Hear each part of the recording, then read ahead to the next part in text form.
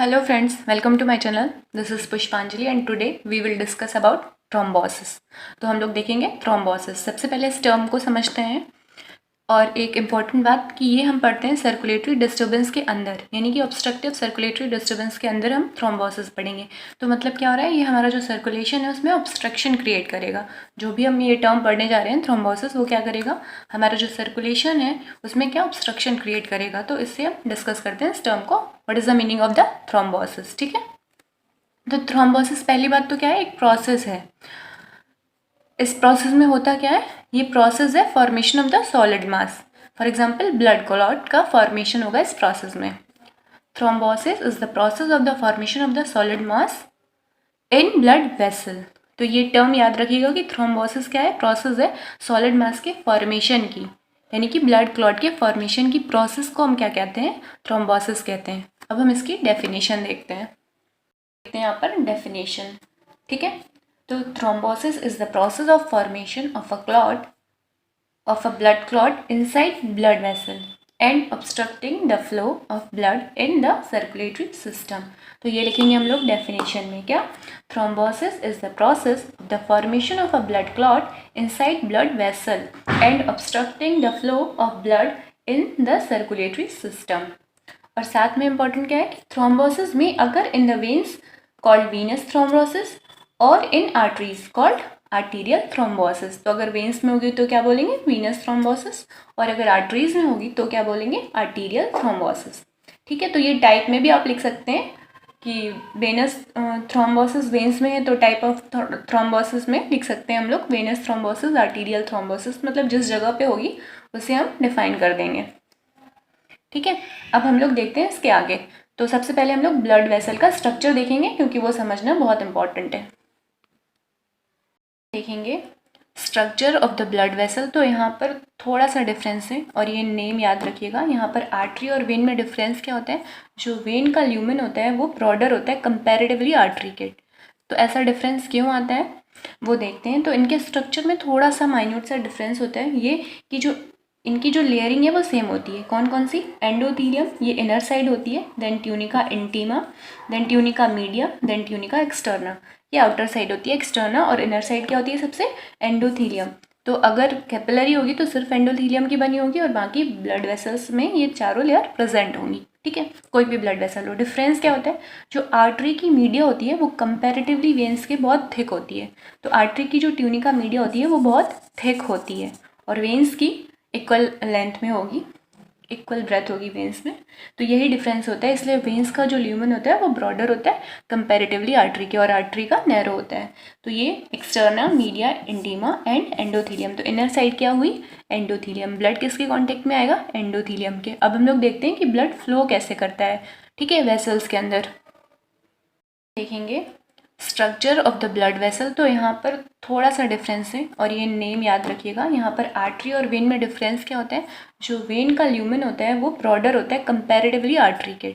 तो ऐसा डिफरेंस क्यों आता है वो देखते हैं। तो इनके स्ट्रक्चर में थोड़ा सा माइन्यूट सा डिफरेंस होता है, ये कि जो इनकी जो लेयरिंग है वो सेम होती है। कौन कौन सी, एंडोथीलियम ये इनर साइड होती है, then tunica intima, then tunica media, then tunica externa ये आउटर साइड होती है एक्सटर्ना, और इनर साइड क्या होती है सबसे, एंडोथीलियम।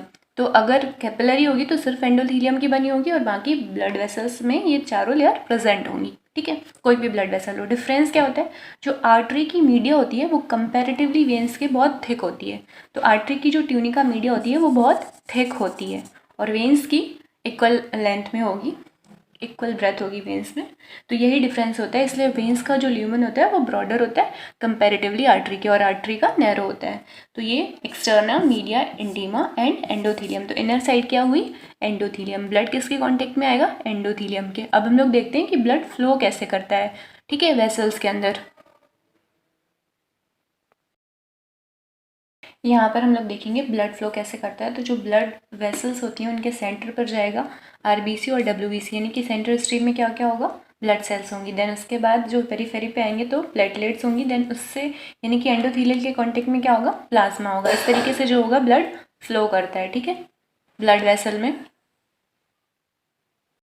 यहाँ पर हम चार टर्म डिस्कस करेंगे। तो सबसे पहले देखते हैं प्लेटलेट एडिशन क्या होता है।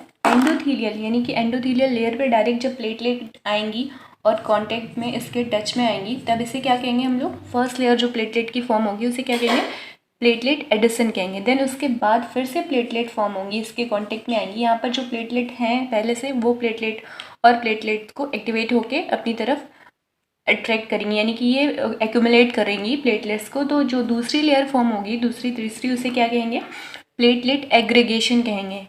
और उसके बाद यानी कि ये जो होंगी ये सारी प्लेटलेट एक्टिवेट होके और ज़्यादा प्लेटलेट को अपनी तरफ अपने पास रोकेंगी। तो उसके साथ यहाँ पर क्या होगा, कोगुलेशन होगा। यहाँ पर फाइब्रिन जो होगा उसके थ्रेड भी प्रेजेंट होने लगेंगे, कोगुलेट होने लगेंगे। जो फाइब्रिनोजन होता है वो कैसा होता है, इनसॉल्युबल होता है। और जो फाइब्रिनोजन होता है वो कैसा होता है, सॉल्युबल होता है। और जो फाइब्रिन होता है वो इनसॉल्युबल होता है। तो यहाँ पर प्लेटलेट के साथ साथ फाइब्रिन भी आ जाएगा। वो क्या फॉर्म करेगा, प्लेटलेट प्लग फॉर्म करेगा।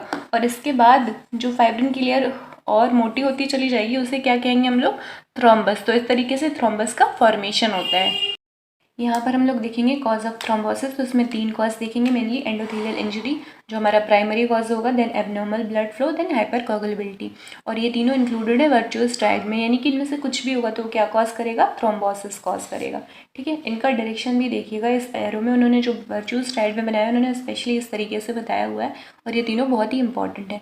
तो एंडोथेलियल इंजरी होगी तो क्या होगा, वहाँ पर प्लेटलेट्स एक्यूमुलेट होंगी ताकि वो ब्लड लॉस को प्रिवेंट कर सके और उसकी वजह से थ्रोम्बोसिस कॉज हो जाएगी। एबनॉर्मल ब्लड फ्लो होगा, यानी कि अगर टर्बुलेंट ब्लड फ्लो हो रहा है तो वहाँ पर कुछ ना कुछ जो ब्लड पार्टिकल है मेन स्ट्रीम से कहाँ चले जाएंगे, वो पेरीफेरी की तरफ चले जाएंगे और वो वहाँ पर डिपॉजिट होने लगेंगे। तो वो भी कॉज कर सकता है क्या, थ्रोम्बोसिस। और स्टेसिस होगी अगर तो भी वो कॉज करेगा क्या, थ्रोम्बोसिस। और हाइपरकोगुलेबिलिटी है तो इसमें क्या होता है, इसमें कुछ फैक्टर होते हैं जो एक्टिवेट करते हैं किसको, प्लेटलेट एक्टिवेशन कराते हैं, जिसकी वजह से प्लेटलेट जो होती हैं वो क्या, साइड में एंडोथेलियल लेयर के पास डिपॉजिट होने लगती हैं और वहाँ पे थ्रोम्बोसिस कॉज करते हैं। तो ये तीनों चीज़ें किस में इंक्लूडेड हैं, ये वर्चुअस ट्रायड में इंक्लूडेड है। और ये इस तरीके से ये डायग्राम के थ्रू इन्हें रिप्रेजेंट किया जाता है। तो ये endothelial injury, abnormal blood flow और हाइपरकोगुलेबिलिटी, ये तीनों क्या हैं, कॉज हैं थ्रोम्बोसिस के। और ये वर्चुअस ट्रायड के 3 इंपॉर्टेंट कंपोनेंट हैं। ठीक है, अब हम लोग देखते हैं फेट ऑफ द थ्रोम्बोसिस। यहाँ पर हम देखेंगे फेट ऑफ द थ्रोम्बोसिस, मतलब फेट क्या, मतलब जो थ्रोम्बोसिस है उसका आउटकम क्या है, तो वो हम देखते हैं। यहाँ पर थ्रोम्बस फॉर्मेशन में जो मतलब ये जो थ्रोम्बोसिस, इसमें जो थ्रोम्बस फॉर्मेशन हो रहा है वो उसके फेट क्या क्या हो सकते हैं, propagation, thromboembolism, resolution and organization. तो प्रोपोगेशन में क्या होगा, प्लेटलेट जो होंगी एंडोथेलियल लेयर के कांटेक्ट में आएंगी, देन प्लेटलेट एडिशन, फिर वहाँ पे क्या होगा, प्लेटलेट एग्रीगेशन होगा, उसके बाद प्लेटलेट प्लग फॉर्म होगा। देन उसके बाद वहाँ पर फाइब्रिन जो होगा वो एक्यूमुलेट आएगा, फाइब्रिन कोगुलेट करेगा उनके ऊपर और वो क्या करेगा, प्रोपोगेट करेगा, उसके फॉर्मेशन को बढ़ा देगा। ठीक है, थ्रोम्बो एम्बोलिज्म क्या होता है, मतलब कि थ्रोम्बस का वहाँ से डिटैच हो जाना और ब्लड फ्लो में सर्कुलेट करने लगना, क्या कहलाता है, थ्रोम्बो एम्बोलिज्म। वो पूरा पार्ट यानी कि पूरा ब्लड क्लॉट भी आ सकता है उसमें और कुछ पार्ट्स भी उसका डिटैच हो सकता है। ठीक है, या तो थ्रोम्बस ब्रेक डाउन होके सर्कुलेट करेगा या वो पूरा का पूरा सर्कुलेट करेगा, तब उसे क्या कहेंगे, थ्रोम्बो एम्बोलिज्म। रेजोल्यूशन क्या होता है, कुछ ऐसे फैक्टर्स होते हैं जैसे कि जो फाइब्रिनोलाइटिक एक्टिविटी को इंक्रीज करते हैं, जिसकी वजह से क्या होता है, उसे हम रिजॉल्व कर पाते हैं। तो उसमें क्या देखेंगे, वो किस में आएगा, रेजोल्यूशन के अंदर आएगा वो। और ऑर्गेनाइजेशन में क्या होगा, जो एंडोथेलियल लाइनिंग होगी हमारी वो इनसाइड ग्रो करेगी, ब्लड वेसल के अंदर ग्रो करेगी, उसकी वजह से वहाँ पर प्लेटलेट डिपोजिशन और ब्लड का क्लॉटिंग फॉर्मेशन जो होगा वो इजीली होगा। ठीक है, तो ये किसमें आएगा, ऑर्गेनाइजेशन में। तो ये हो गया आज कंप्लीट थ्रोम्बोसिस। आज हमने क्या पढ़ा, थ्रोम्बस मतलब ब्लड क्लॉट, थ्रोम्बस मतलब ब्लड क्लॉट और थ्रोम्बोसिस मतलब formation of the blood clot. ठीक है,